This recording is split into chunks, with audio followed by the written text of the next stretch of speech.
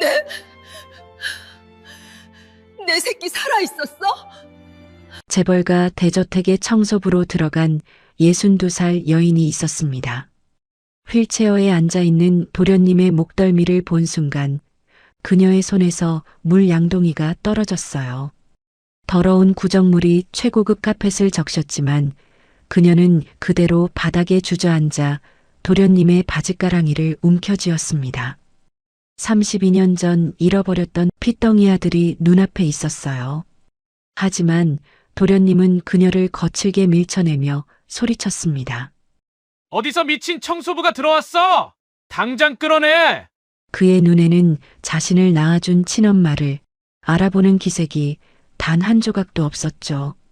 그리고 그 광경을 지켜보던 재벌가 사모님, 그녀의 얼굴이 사색으로 변했습니다.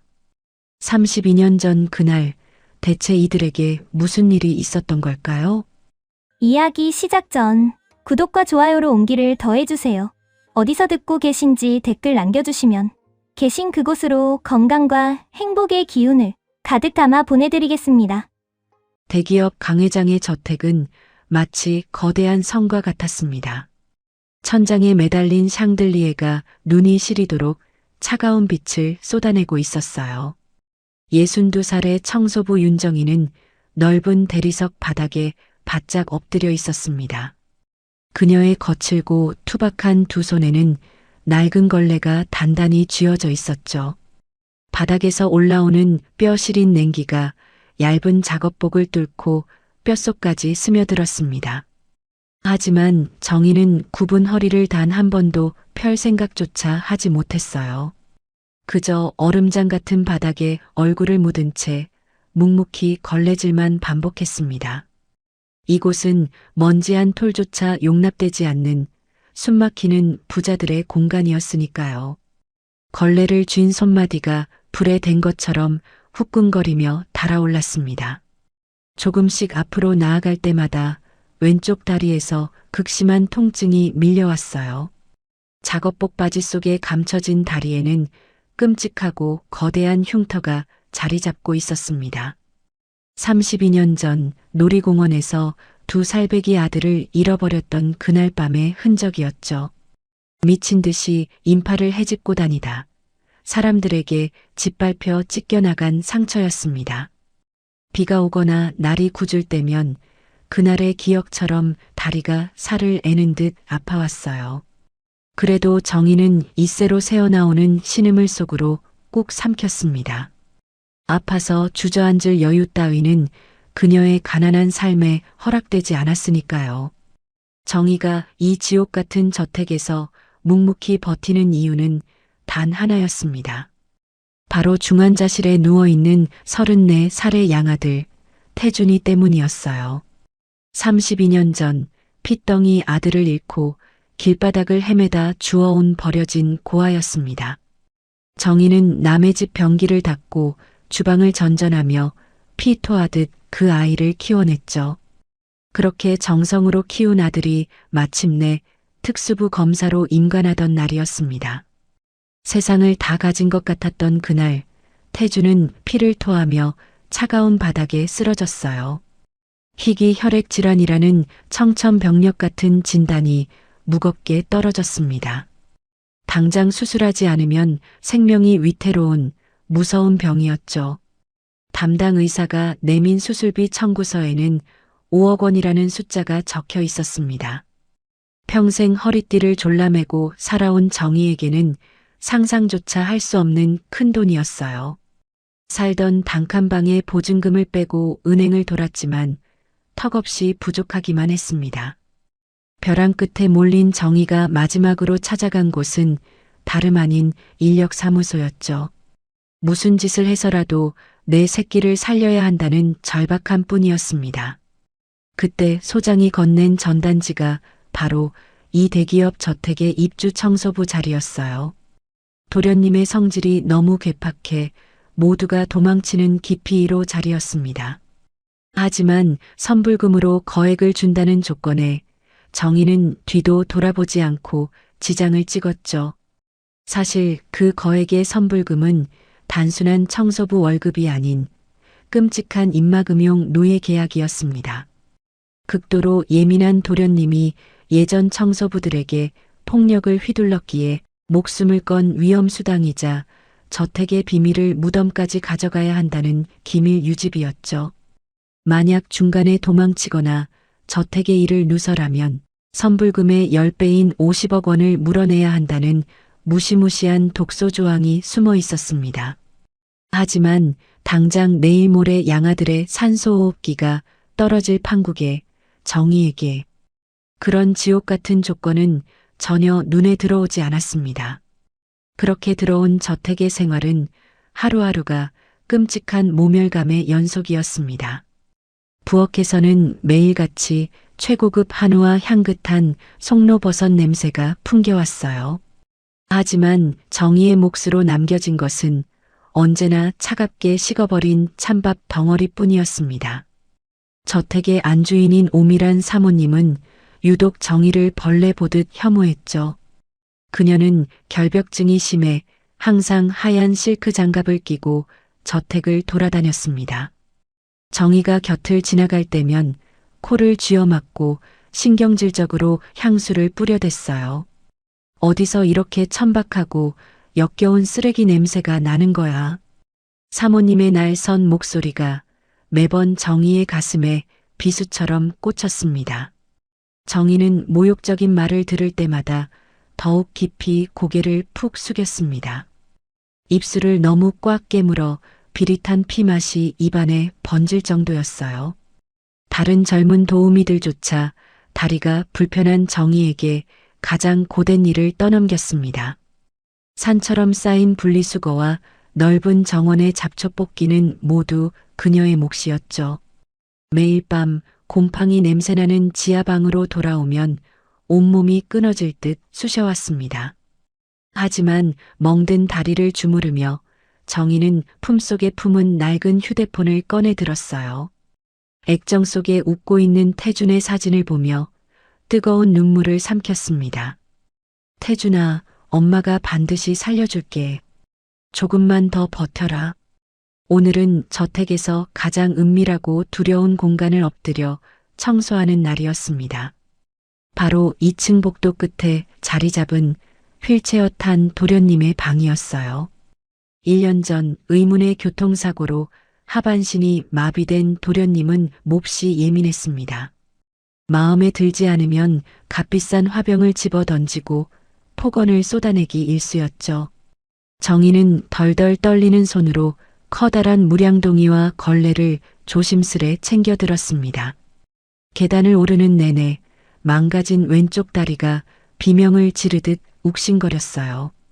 하지만 선불금을 지키려면 무슨 수를 써서라도 이 방을 완벽하게 닦아내야만 했습니다. 굳게 닫힌 거대한 방문 앞에 서자 심장이 미친 듯이 방망이질 쳤죠. 조심스럽게 문을 열고 들어가자 매캐한 소독약 냄새가 훅 끼쳐왔습니다. 방 안은 대낮인데도 두꺼운 암막 커튼이 쳐져 있어 무덤처럼 어두컴컴했어요. 방 한가운데 창문을 등지고 앉은 휠체어에 쓸쓸한 실루엣이 보였습니다. 도련님은 미동조차 하지 않은 채 차가운 뒷모습만을 보이고 있었죠. 정희는 숨소리조차 내지 않으려 애쓰며 조심스럽게 바닥에 무릎을 꿇었습니다. 그리고 차가운 원목 마루를 손걸레로 꾹꾹 눌러가며 훔치기 시작했어요. 바닥을 닦으며 휠체어 쪽으로 조금씩 다가갈수록 이상하게 가슴이 먹먹해졌습니다. 마치 오래전 잃어버린 심장 한 조각이 저기 어디쯤에 떨어져 있는 것만 같았죠. 정희는 휠체어 바로 뒤쪽까지 기어가 바닥에 얼룩을 문지르고 있었습니다. 바로 그때 반쯤 열려있던 창문 틈으로 차가운 한 줄기 바람이 불어왔어요. 바람에 도련님의 뒷머리가 살짝 흩날리며 하얀 목덜미가 고스란히 드러났습니다.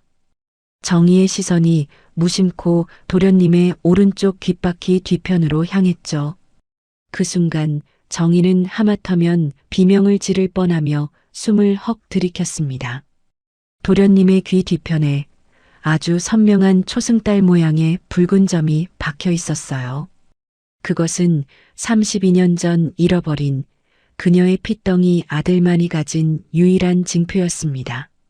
과연 정희는 이 지독한 운명의 장난 앞에서 무사히 입을 다물 수 있을까요? 정희는 순간 자신의 두 눈을 의심했습니다. 도련님의 하얀 귀 뒤편에 새겨진 붉은 점을 똑똑히 보고 말았죠. 그것은 분명 32년 전 잃어버린 내 새끼의 징표가 맞았습니다. 세상이 빙그르르 도는 것 같았어요. 숨이 턱 막히고 명치 끝에 뜨거운 돌덩이가 얹힌 듯 심장이 요동치기 시작했습니다. 두 살배기 핏덩이를 잃고 매일 밤 피눈물을 흘리며 찾아 헤맨 세월이었죠. 그런데 그 아이가 지금 휠체어에 앉아있는 도련님이라니요. 정희의 흉터투성이 손이 사시나무처럼 덜덜 떨려왔습니다. 덜덜 떨리던 정희의 손에서 결국 커다란 무량동이가 미끄러졌습니다. 콰당탕? 귀를 찢는 듯한 날카로운 마찰음이 고요한 방안을 가득 채웠죠. 시커먼 구정물이 최고급 페르시안 카펫 위로 왈칵 쏟아졌어요. 휠체어에 앉아있던 도련님 민우가 화들짝 놀라 몸을 움츠렸습니다. 아니. 도련님. 정희는 바닥에 엎드린 채 미친 사람처럼 민우의 바짓가랑이를 움켜쥐었죠. 눈앞이 흐려지며 뜨거운 눈물이 뺨을 타고 쉴 새 없이 흘러내렸습니다. 내 새끼를 드디어 찾았다는 환희와 슬픔이 뒤섞인 오열이었어요. 하지만 민우의 두 눈에는 경멸과 짜증만이 가득했습니다. 그는 정희의 투박한 손을 거칠게 쳐내며 소리쳤죠. 이 아줌마가 미쳤나? 당장 저리 안 치워요. 바닥을 구르는 정희를 향해 그는 차가운 폭언을 쏟아부었어요. 자신을 낳아준 친엄마를 알아보는 기색은 단 한 조각도 찾아볼 수 없었죠. 바로 그때 쾅 하고 방문이 거칠게 열렸습니다.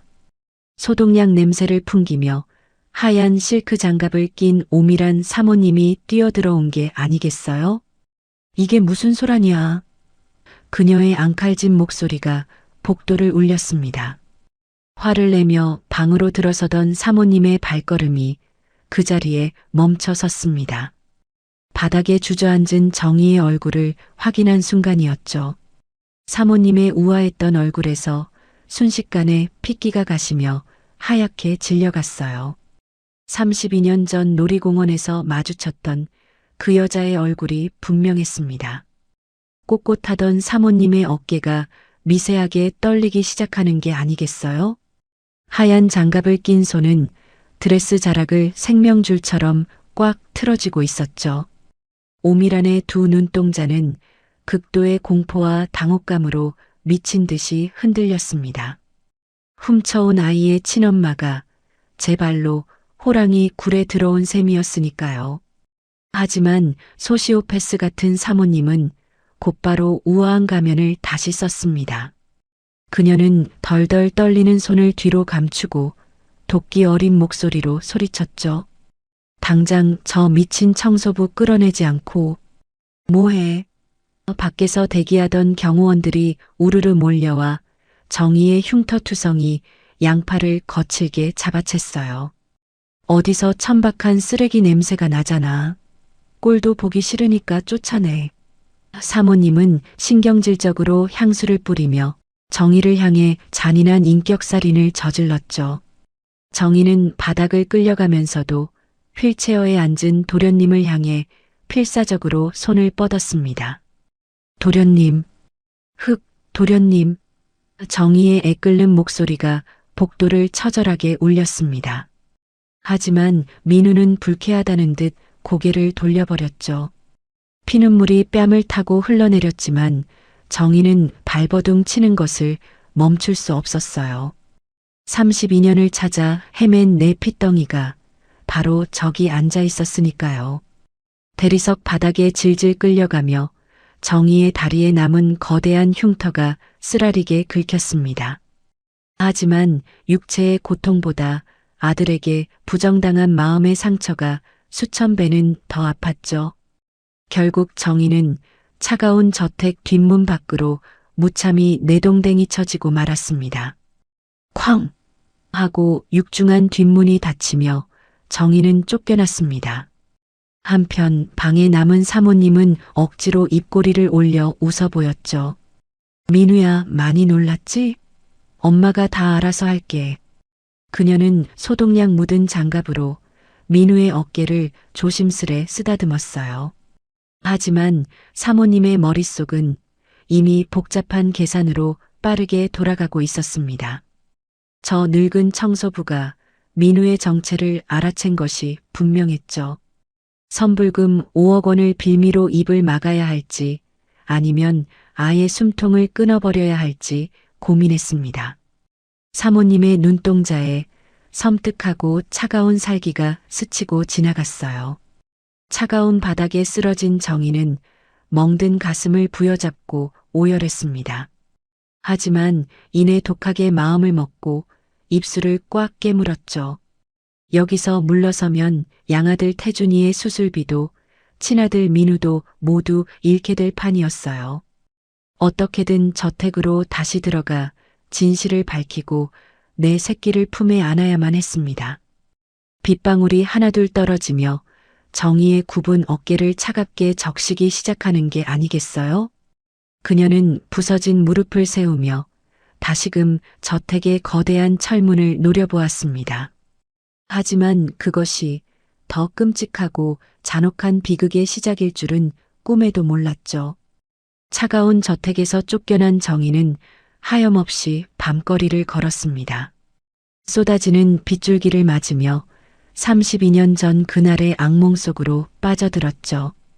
5월 5일 발 디딜 틈 없이 붐비던 서울의 한 놀이공원이었습니다. 잠깐 한눈을 판 사이 두 살배기 아들 준호의 작은 손이 스르르 빠져나가는 게 아니겠어요? 준호야, 우리 준호 어디 있어? 정희는 미친 듯이 인파를 헤집고 다니며 아들의 이름을 목 놓아 불렀습니다. 하지만 돌아오는 건 사람들의 무심한 시선과 차가운 바람 소리뿐이었죠. 그날 밤 아들을 찾다 사람들에게 밟힌 정희의 왼쪽 다리는 처참하게 망가지고 말았습니다. 다리에서 피가 철철 흐르는데도 정희는 병원 대신 캄캄한 골목길을 뒤지고 다녔습니다. 내 새끼를 찾기 전에는 죽어도 이 거리를 떠날 수 없었거든요. 그런데 으슥한 쓰레기 더미 옆에서 가느다란 아기 울음소리가 들려오지 않겠어요? 버려진 종이 상자 안에 준호 또래의 2살배기 사내아이가 파랗게 질려 울고 있었습니다. 아이고, 불쌍한 것. 누가 핏덩이를 이런 곳에. 정희는 덜덜 떨리는 손으로 이름 모를 그 고아를 품에 꽉 끌어안았습니다. 아기의 차가운 몸뚱이가 정희의 품에 닿자 죽어가던 심장이 다시 뛰는 것 같았죠. 핏덩이를 안고 뜬 눈으로 밤을 새운 정희는 결국 그 아이를 거두기로 결심했습니다. 자식을 잃어버린 어미의 죄책감을 버려진 아이를 살리며 갚고 싶었는지도 모르죠. 그녀는 아이에게 태준이라는 이름을 지어주고 호적의 양아들로 올렸습니다. 태준아, 이제부터 내가 내 엄마야. 우리 꼭 살아서 내 형아 찾자. 정희는 절뚝거리는 다리를 이끌고 닥치는 대로 굳은 일을 시작하는 게 아니겠어요? 배운 것 없고 몸까지 성치 않은 여자가 할 수 있는 일은 많지 않았습니다. 남의 집 화장실 변기를 닦고 식당 주방 바닥을 기어다니며 억척스럽게 돈을 벌었죠. 추운 겨울날 찬물에 맨손으로 걸레질을 하느라 손마디가 툭툭 붉어지고 갈라졌습니다. 갈라진 피부 틈새로 피가 배어 나와도 정희는 약 한 번 바르지 않고 참아냈어요. 내 몸이 부서지더라도 태준이만큼은 남부럽지 않게 번듯하게 키워내고 싶었거든요. 다행히 태준이는 이런 정의의 헌신을 먹고 자라며 심성이 아주 고든 청년으로 자라났습니다. 학교에서 낡은 운동화를 신는다고 놀림을 받아도 단 한 번도 투정을 부린 적이 없었죠. 오히려 늦은 밤 파김치가 되어 돌아온 정희의 퉁퉁 부은 다리를 고사리 손으로 주물러 주었습니다. 가난한 형편 속에서도 태준이는 밤을 새워가며 지독하게 공부에 매달렸습니다. 어머니의 피눈물 나는 희생에 보답하는 길은 훌륭한 사람이 되는 것뿐이라고 생각했죠. 그리고 마침내 20대 후반의 나이에 당당히 사법고시에 합격하는 기적을 만들어냈어요. 합격 통지서를 받아든 날 두 모자는 단칸방을 부둥켜 안고 하염없이 눈물을 흘렸습니다. 어머니 고생하셨어요. 이제 제가 다 호강시켜 드릴게요. 태준이는 대한민국 특수부 검사로 임관하며 정의에 거칠고 흉터투성이인 두 손을 꽉 잡았죠. 그 순간만큼은 지난 32년의 뼈저린 고통이 눈 녹듯 사라지는 것 같았습니다. 태준이의 검사 임관식이 열리던 화창한 봄날, 정희는 태어나서 가장 행복했습니다. 오래전 시장에서 산 10,000원짜리 구형 정장을 입고 갔지만 마음만은 세상을 다 가진 듯 했어요. 번듯한 법복을 입고 단상에 선 아들의 모습이 어찌나 늠름하고 자랑스러웠는지 모릅니다. 행사가 끝나고 태준이가 벅찬 얼굴로 꽃다발을 들고 정희에게 달려오는 게 아니겠어요? 수많은 사람 앞에서 아들이 가장 낮은 곳에 있는 청소부 어머니에게 큰 절을 올렸습니다. 어머니의 희생이 없었다면 지금의 저는 없었을 겁니다. 주변 사람들의 뜨거운 박수 소리가 터져 나오며 정희의 가슴은 터질 듯이 벅차올랐죠. 그 눈부신 행복이 영원할 줄 알았던 것은 정희의 크나큰 착각이었습니다. 큰절을 마치고 환하게 웃으며 일어서던 태준이의 몸이 갑자기 크게 휘청거렸죠. 태준아, 너 왜 그러니? 정희가 다급하게 아들을 부축하려 했지만 태준이는 그대로 차가운 대리석 바닥으로 고꾸라지고 말았습니다. 그리고는 입에서 검붉은 피를 왈칵 토해내며 소중한 임관식 꽃다발을 붉게 물들였어요. 눈앞에서 피를 토하며 쓰러진 아들을 안고 정희는 미친 사람처럼 비명을 질렀습니다. 세상에서 가장 빛나야 할 아들의 하루가 한순간에 끔찍한 지옥으로 변해버린 것이죠. 구급차에 실려온 응급실은 끔찍한 아수라장이었습니다. 정희는 수술실 밖에서 손이 닳도록 빌고 또 빌었죠. 몇 시간 뒤 하얀 가운을 입은 의사가 무거운 표정으로 걸어 나오는 게 아니겠어요? 급성 희귀 혈액 질환입니다. 당장 수술하지 않으면 생명을 장담하기 어렵습니다. 청천벽력 같은 진단에 정희는 그 자리에서 털썩 주저앉고 말았습니다. 왜 하필 이제야 살만해진 내 아들에게 이런 가혹한 시련이 닥친 것인지 하늘이 원망스러웠죠. 게다가 의사가 조심스레 내민 수술비 청구서에는 5억 원이라는 까마득한 액수가 찍혀 있었습니다. 평생 남의 집 변기를 닦아번 돈으로는 어림도 없는 거액이었습니다. 정희는 며칠 밤낮을 울며 친척과 지인들에게 매달려 보았지만 모두 차갑게 외면할 뿐이었어요. 피 한 방울 안 섞인 남의 자식에게 무슨 5억 원이나 쓰냐는 비수 같은 말만 되돌아왔죠. 하지만 정희에게 태준이는 잃어버린 친아들 준호만큼이나 목숨보다 소중한 자식이었습니다. 그녀는 퉁퉁 부은 눈을 질끈 감으며 무슨 짓을 해서라도 내 새끼를 살려내겠다고 다짐했어요. 그래서 선불금을 준다는 대기업 회장 저택의 기피로 청소부 자리로 들어가게 된 것입니다. 다시 현재 차가운 빗물이 정희의 뺨을 타고 흘러내리며 눈물과 뒤섞였습니다. 품속에 고이 간직한 낡은 나무 호루라기를 매만지며 그녀는 꽉 쥔 주먹에 힘을 주었죠. 하늘이 두 쪽 나도 죽어가는 양아들 태준이와 이제 막 찾아낸 친아들 민우를 모두 지켜내야만 했습니다. 정희는 빗속에 우뚝 서서 자신을 내쫓은 그 거대한 대저택을 도끼 어린 눈으로 노려보았어요. 이대로 도망치면 어미도 아니라고 생각하며 절뚝이는 다리로 다시 무거운 발걸음을 뗐습니다. 과연 정희는 사모님의 끔찍한 감시를 뚫고 내 새끼들을 무사히 구해낼 수 있을까요? 정희는 비에 젖은 몸을 이끌고 다시 저택의 거대한 철문 앞으로 돌아갔습니다. 당장 쫓겨나면 태준이의 수술비 5억 원을 토해내야 했기 때문이죠. 그녀는 바닥에 납작 엎드려 사모님 오미란을 향해 손이 발이 되도록 빌었어요. 사모님, 제가 미쳤었나 봅니다. 제발 한 번만 살려주십시오. 오미란은 벌레를 보듯 정희를 내려다보며 차가운 미소를 지었습니다. 쫓아내는 것보다 곁에 두고 철저히 짓밟는 것이 안전하다고 판단한 것이죠. 좋아. 대신 앞으로 내 늙은 뼈가 부서지도록 일하게 될 거야. 그날부터 정희를 향한 끔찍하고 비인간적인 지옥이 본격적으로 시작되었어요. 사모님의 지시를 받은 고참 도우미들은 정희를 악랄하게 괴롭혔습니다. 저택에서 나오는 온갖 더럽고 끔찍한 일들은 전부 정희의 몫이 되었죠. 산더미처럼 쌓인 음식물 쓰레기를 맨손으로 분리하는 일부터 시작했어요. 거대한 저택의 화장실 10곳을 홀로 무릎으로 기어다니며 닦아야만 했습니다.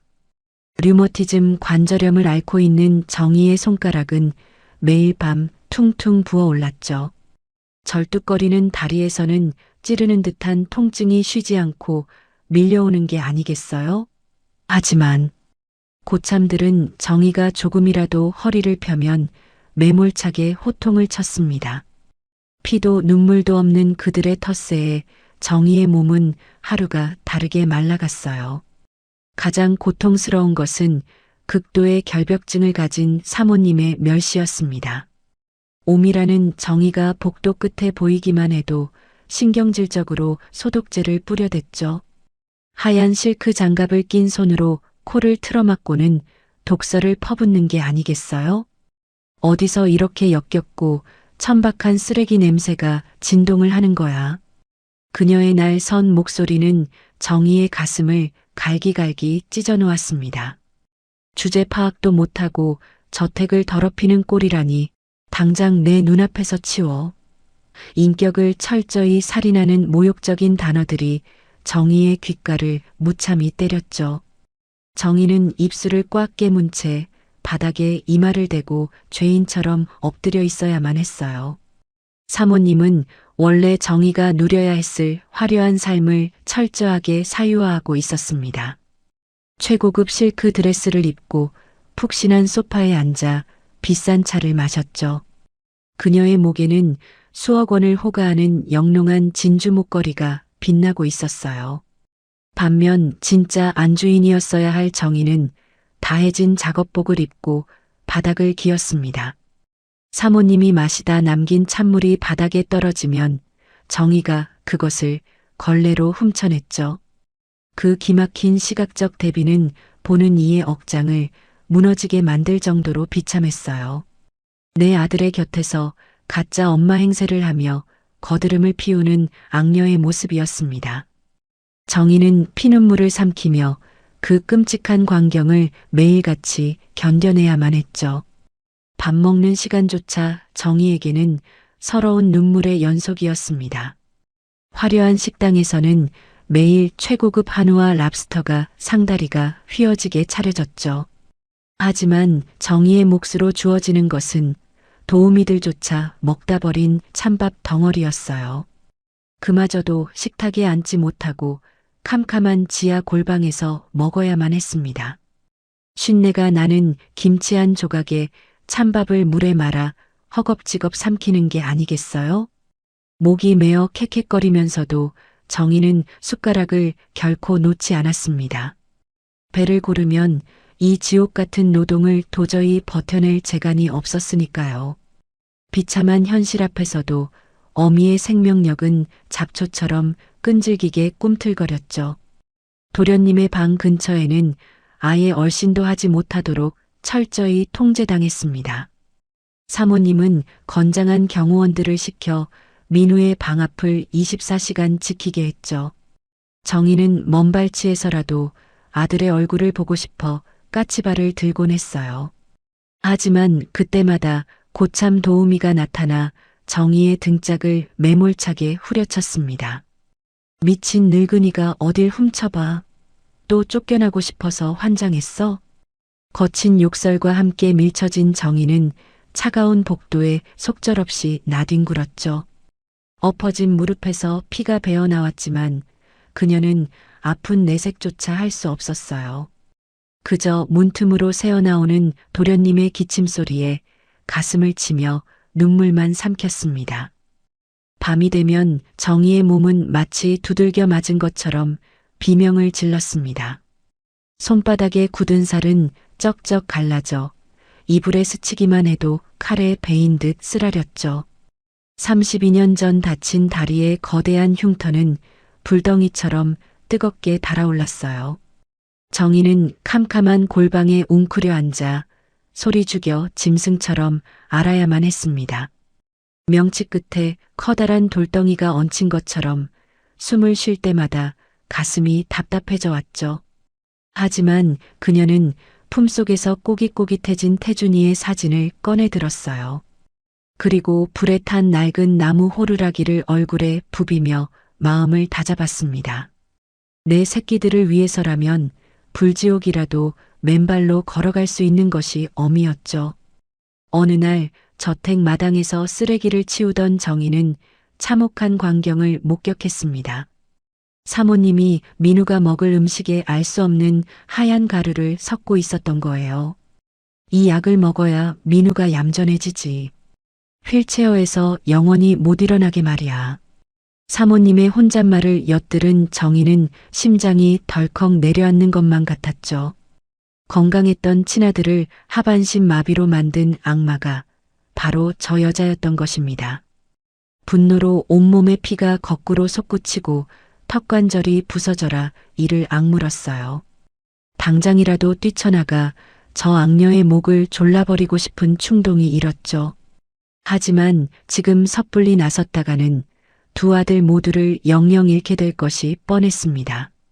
정희는 쓰레기통 뒤에 숨어 주먹을 꽉 쥐고 피눈물을 삼켰습니다. 손톱이 살 파고드는 줄도 모른 채 붉은 피가 뚝뚝 떨어지는 게 아니겠어요? 반드시 저 악녀의 추악한 민낯을 까발리고 처절하게 응징하리라 맹세했죠. 하지만 오밀한의 독거미 같은 계략은 이미 정희의 목을 조여오고 있었습니다. 사모님은 눈엣 가시 같은 정희를 완벽하게 감옥으로 보내버릴 함정을 파고 있었어요. 가장 치졸하고 비열한 누명을 씌워 두 번 다시 빛을 보지 못하게 만들 속셈이었죠. 폭풍 전야처럼 고요한 대저택에 소름 끼치는 살기가 조용히 스며들고 있었습니다. 과연 정희는 이 무시무시한 악녀의 덫을 무사히 빠져나갈 수 있을까요? 어두침침한 저택의 지하 창고로 정희가 거칠게 끌려 들어왔습니다. 사모님 오미라는 서늘한 눈빛으로 두툼한 돈봉투를 바닥에 내던졌죠. 여기 5천만 원 있어. 당장 짐 싸서 이 집에서 영원히 꺼져. 사모님의 날카로운 목소리가 차가운 창고 안을 무참히 갈랐습니다. 이미 쥐어준 선불금 5억 원은 눈 감아줄 테니 이 돈을 챙겨서 쥐도 새도 모르게 사라지라는 비열한 협박이었습니다. 만약 이 제안을 거절하면 계약서에 독소 조항을 빌미로 위약금 50억 원을 청구해 당장 양아들의 병원비를 끊어버리겠다는 무언의 압박이었죠. 거대한 권력으로 가난한 어미의 숨통을 쥐고 흔드는 끔찍한 갑질이었습니다. 정희는 흩어진 지폐들을 보며 파르르 떨리는 입술을 꽉 깨물었어요. 돈으로 천륜을 끊어내려는 저 악랄한 수작에 역겨운 구역질이 올라왔습니다. 정희는 흩어진 지폐들을 보며 파르르 떨리는 입술을 꽉 깨물었어요. 돈으로 천륜을 끊어내려는 저 악랄한 수작에 구역질이 올라왔습니다. 하지만 정희는 꿇어앉은 채 한치도 물러서지 않고 고개를 들었죠. 사모님, 제 아들 준호를 두고는 단 한 발짝도 못 나갑니다. 사모님의 우아했던 얼굴이 순식간에 야차처럼 일그러졌습니다. 그녀는 하얀 장갑을 낀 손을 높이 치켜들고 정희의 뺨을 후려쳤죠. 어디서 미친 헛소리야. 민우는 내가 낳은 내 아들이야. 짝 하는 파열음과 함께 정희의 입술이 터져 붉은 피가 흘러내렸습니다. 그래도 정희는 도끼 어린 눈으로 사모님을 똑바로 노려보았어요. 32년 전 놀이공원, 당신이 내 새끼 훔쳐간 거 다 압니다. 정희의 뼈 있는 한마디에 사모님의 동공이 미친 듯이 요동쳤죠. 하지만 소시오패스 같은 그녀는 이내 섬뜩한 미소를 지어 보였습니다. 내까짓게 떠들어봤자 아무도 미친 청소부 말을 믿지 않아. 사모님은 하이힐 굽으로 정희의 다리 흉터를 잔인하게 짓밟았죠. 이어서 그녀의 입에서 나온 말은 정희의 심장을 얼어붙게 만들었습니다. 병원에 누워있는 내 양아들 새끼 살리고 싶지 않은 모양이지? 태준이의 병원비를 쥐고 흔드는 비열한 협박이 목을 조여왔어요. 당장 안 꺼지면 선불금 환수하고 내 양아들 산소호흡기 떼버릴 거야. 두 아들 사이에서 선택을 강요당한 정희의 눈에서 피눈물이 떨어졌습니다. 바로 그때 위층에서 유리가 깨지는 굉음과 비명이 들려오는 게 아니겠어요? 으악, 다 저리 꺼져. 도련님 민우의 방에서 터져나온 짐승 같은 비통한 절규였습니다. 사모님과 정희가 헐레벌떡 2층 방문을 열고 뛰어들어갔죠. 방 안은 온갖 집기가 부서져 마치 폭격을 맞은 듯 처참했습니다. 휠체어에서 굴러떨어진 민우가 바닥을 뒹굴며 발작을 일으키고 있었어요. 극심한 신경 쇠약과 공황 장애가 끔찍한 형태로 터져나온 것입니다. 숨을 제대로 쉬지 못한 채 민우의 목에 핏대가 터질 듯 솟아올랐죠. 아들의 끔찍한 고통 앞에 정희의 심장은 갈기갈기 찢어지는 듯 했습니다. 하지만 가짜 엄마인 사모님의 행동은 너무나도 기괴하고 차가웠습니다. 그녀는 아들을 안아주는 대신 서랍에서 주사기를 먼저 꺼내 들었죠. 민우야, 가만히 좀 있어. 엄마 옷에 더러운 피 묻잖아. 결벽증이 발동한 사모님은 소독 장갑을 낀 채 아들을 강제로 짓눌렀습니다.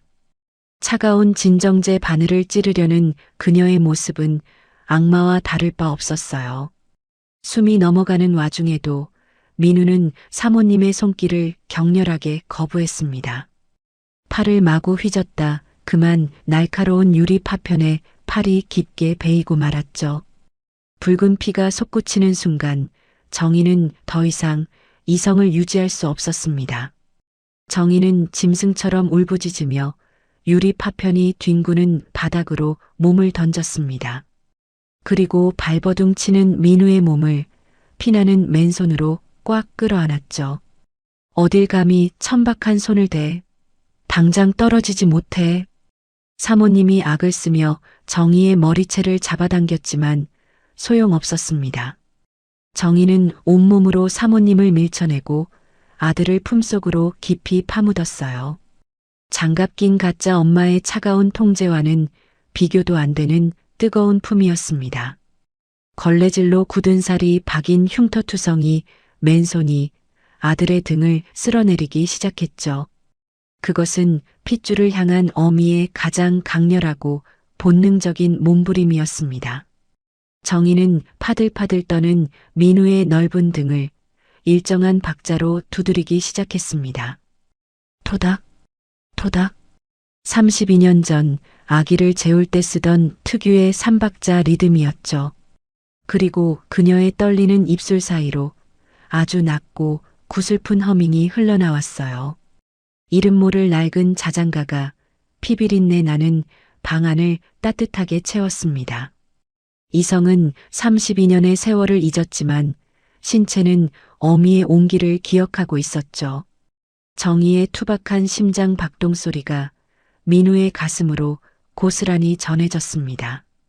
투박한 밤 냄새와 비누 향이 섞인 어미의 채취가 아들의 후각을 자극했어요. 이 기적 같은 촉각과 청각의 연결이 마침내 도련님의 본능을 깨웠습니다. 정말이지 거짓말처럼 민우의 격렬했던 발작이 순식간에 잦아들었습니다. 진정제로도 잡히지 않던 끔찍한 호흡이 마법처럼 평온한 숨결로 바뀌었죠. 민우는 정희의 낡은 작업복 자락을 꽉 쥔 채 아기처럼 스르르 눈을 감았어요. 가짜 엄마의 냄새에서는 결코 찾을 수 없었던 완벽하고 포근한 안식이었습니다. 그 믿을 수 없는 기적 같은 광경을 지켜보던 사모님의 입이 떡 벌어졌죠. 32년간 쌓아 올린 거짓의 성벽이 무너져 내리고 있는 게 아니겠어요? 사모님의 우아했던 얼굴이 끔찍한 질투와 살기로 검게 물들어갔습니다. 과연 궁지에 몰린 이 잔혹한 악녀는 또 어떤 소름 끼치는 짓을 꾸미게 될까요? 그날 밤 사모님 오밀한의 두 눈에는 소름 끼치는 살기가 번뜩였습니다. 낮에 정희의 품에서 평온을 찾던 민우의 모습이 머릿속을 맴돌았죠. 32년을 속여온 가짜 어미의 자리가 송두리째 흔들리고 있었어요. 그녀는 서랍 깊숙한 곳에서 5억 원짜리 다이아몬드 브로치를 꺼냈습니다. 그리고 모두가 잠든 새벽 소리 없이 정희의 지하 골방으로 스며들었죠. 잠든 정희를 차갑게 내려다보며 매트리스 밑에 브로치를 찔러 넣었어요. 내깝게 감히 내 아들을 건드려? 넌 이제 감옥에서 썩게 될 거야. 사모님의 입가에 뱀처럼 잔혹하고 비열한 미소가 소리 없이 번졌습니다. 다음 날 아침 대저택은 사모님의 찢어지는 비명으로 발칵 뒤집혔습니다. 내 브로치, 경매에서 낙찰받은 5억 원짜리 다이아몬드가 없어졌어. 사모님은 거실 한가운데서 주저앉아 악어의 눈물을 흘리며 발악했죠. 경호원들과 도우미들이 새파랗게 질린 얼굴로 우르르 몰려 나오는 게 아니겠어요? 당장 저택 문 다 걸어 잠그고 이 집구석에 있는 방들 전부 뒤져. 사모님의 불호령에 경호팀장이 무시무시한 얼굴로 방을 수색했습니다.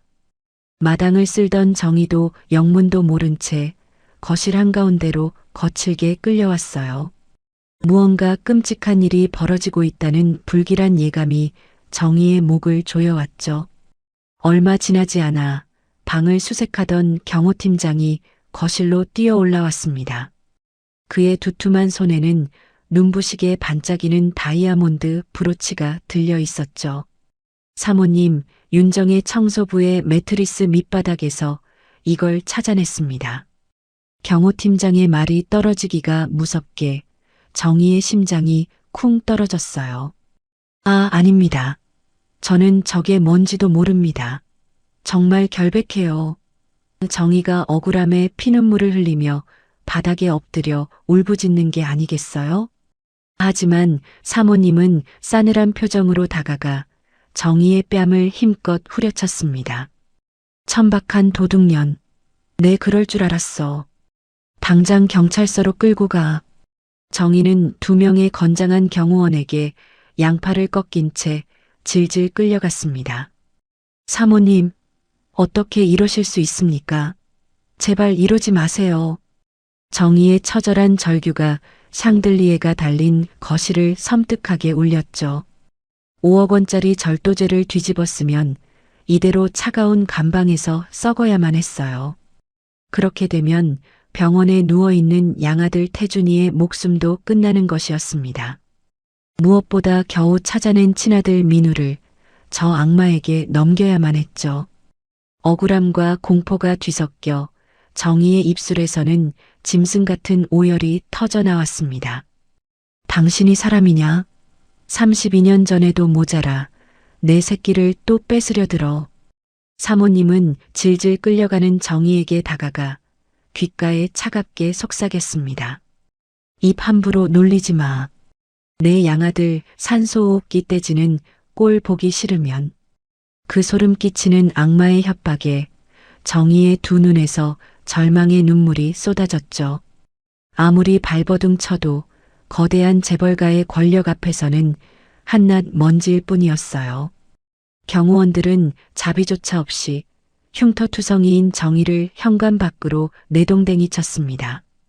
차가운 대리석 계단을 구르며 정희의 무릎이 찢어지고 붉은 피가 흘렀죠.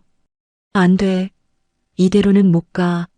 우리 준호 두고는 절대 못 간다고. 정희는 피 묻은 손으로 굳게 닫힌 거대한 문을 미친 듯이 두드렸습니다. 문이 열리지 않자 정희는 2층 복도를 향해 피가 나도록 소리쳤습니다. 자신이 끌려가면 남겨질 민우가 약물에 죽을지도 모른다는 공포 때문이었죠. 민우야, 도련님, 저 여자가 주는 약 절대 먹으면 안 돼. 정희의 찢어지는 듯한 비명이 빗소리를 뚫고 저택 전체로 처절하게 퍼져나갔어요. 절박함에 내몰린 정희의 입에서 32년 전 자장가가 다시 흘러나왔습니다. 어제 낮에 민우의 발작을 멈추게 했던 바로 그 구슬픈 허밍의 멜로디였죠. 눈물범벅이 된 얼굴로 부르는 자장가가 현관문 틈으로 애처롭게 스며들었습니다. 그 애끓는 소리가 굳게 닫힌 2층 민우의 방문까지 가닿는 게 아니겠어요? 방 안에서 멍하니 휠체어에 앉아있던 민우의 어깨가 크게 움찔했습니다. 창밖에서 들려오는 정희의 목소리와 자장가 선율이 고막을 파고들었거든요. 흑, 머리야. 이게 대체 무슨 소리야? 순간 민우는 양손으로 머리를 감싸쥐며 고통스러운 신음을 토해냈습니다. 관자놀이를 날카로운 송곳으로 찌르는 듯한 끔찍하고 강렬한 두통이 밀려왔죠. 어제 낮에 느꼈던 그 따뜻한 품의 온도와 투박한 심장 박동 소리가 맴돌았어요. 민우는 숨을 헐떡이며 휠체어 손잡이를 꽉 움켜쥐는 게 아니겠어요? 이유를 알 수 없는 눈물이 민우의 창백한 뺨을 타고 흘러내렸습니다. 두통이 극에 달한 순간 민우의 머릿속에 알 수 없는 파편이 번쩍였습니다. 아주 오래전 따뜻한 손길로 나무를 깎아 만들던 투박한 호루라기의 환영이었죠. 내 사랑 준호. 호루라기 소리가 민우의 입술 사이로 자신도 모르게 준호라는 낯선 이름이 새어나왔습니다. 가슴 깊은 곳에 봉인되어 있던 32년 전의 무의식이 마침내 깨어난 것이죠. 민우는 발작적으로 휠체어 바퀴를 굴려 2층 창문 쪽으로 다급하게 다가갔어요. 저 아줌마, 저 여자가 대체 누구길래? 그의 심장이 밖에서 울부짖는 정희의 목소리를 향해 미친 듯이 반응하고 있었습니다. 민우가 창밖을 내려다본 순간 정희는 이미 경찰차에 거칠게 쑤셔 박히고 있었습니다. 빗물과 피로 범벅이 된 정희의 얼굴이 차창 너머로 애처롭게 멀어지고 있었죠. 민우는 창문을 두드리며 소리치려 했지만 목이 막혀 목소리가 나오지 않았어요. 가슴이 갈기갈기 찢어지는 듯한 생전 처음 느껴보는 끔찍한 상실감이었습니다. 사모님 오미라는 거실에서 그 광경을 보며 소름 끼치는 승리의 미소를 짓고 있었죠. 마침내 눈에 가시 같던 진짜 어미를 쓰레기통에 처박아 버리는데 성공한 것입니다. 조작된 절도 누명 속에서 정희는 이대로 영영 차가운 감방에서 썩게 되는 것일까요? 그리고 홀로 남겨진 민우는 저 악마 같은 사모님의 손에 결국 목숨을 잃고 마는 것일까요? 차가운 중환자실에 누워있던 태준의 손가락이 기적처럼 미세하게 움직였습니다. 며칠 만에 힘겹게 눈을 뜬 그에게 믿을 수 없는 소식이 전해졌죠. 어머니 정희가 5억 원짜리 다이아몬드를 훔친 죄로 구속되었다는 게 아니겠어요? 태준은 산소호흡기를 거칠게 떼어내며 이를 바득바득 갈았습니다. 평생 남의 집 변기를 닦으면서도 남의 물건엔 손도 안 댄 분이셨어요. 이건 명백하게 누군가 파놓은 악의적인 함정이 분명했습니다. 그의 두 눈에 특수부 검사 특유의 매서운 살기가 돌아오고 있었죠. 아직 제대로 걷지도 못하는 몸이었지만 태주는 침대에서 억지로 일어났습니다. 그는 링거 바늘을 뽑아버린 채 다급하게 경찰청 동기에게 전화를 걸었죠. 야, 당장 우리 어머니 사건 기록 좀 몰래 뺏어 보내줘. 수화기 너머의 동기는 난색을 표하며 한숨을 푹 내쉬는 게 아니겠어요? 태준아, 증거가 너무 완벽해서 당장 뒤집기는 힘든 상황이야. 하지만 태준은 차가운 병실 벽에 기대어 싸늘하게 반박했습니다. 대기업 사모가 일개 청소부를 이렇게 완벽하게 얽어맨 이유가 반드시 있을 터였죠. 우리 어머니가 도둑질을 해? 차라리 해가 서쪽에서 뜬다고 해라. 태준의 목소리에는 한치의 흔들림도 없는 견고한 믿음이 서려 있었습니다. 사모라는 여자가 억지로 죄를 뒤집어 씌운 게 안 봐도 비디오라고. 동기는 대저택 내부의 CCTV가 모조리 지워졌다는 절망적인 소식을 전했죠. 물증이 완벽하게 인멸된 그야말로 숨막히는 사면초가의 상황이었습니다. 어머니를 빼내기 위해서는 내부자의 결정적인 증언이 절실하게 필요했어요. 바로 그때 굳게 닫혀있던 병실 문이 아주 조심스럽게 열렸습니다. 문틈으로 고개를 내민 사람은 다름 아닌 72살의 정원사 최 씨 할아버지였죠. 그는 30년 동안이나 강 회장 저택에서 묵묵히 일해온 노인이었습니다. 아이고, 검사 양반, 몸은 좀 어떠신가? 최 씨는 주변을 불안하게 두리번거리며 병실 안으로 황급히 들어왔어요. 그는 저택 안에서 귀가 먹고 말을 못하는 척하며 살아온 인물이었습니다. 독사 같은 오밀한 사모님 밑에서 목숨을 부지하기 위한 처절한 생존 방식이었죠. 하지만 어머니 정의의 피눈물 나는 모성애가 그의 굳은 양심을 깨워버렸습니다. 내가 다 봤어.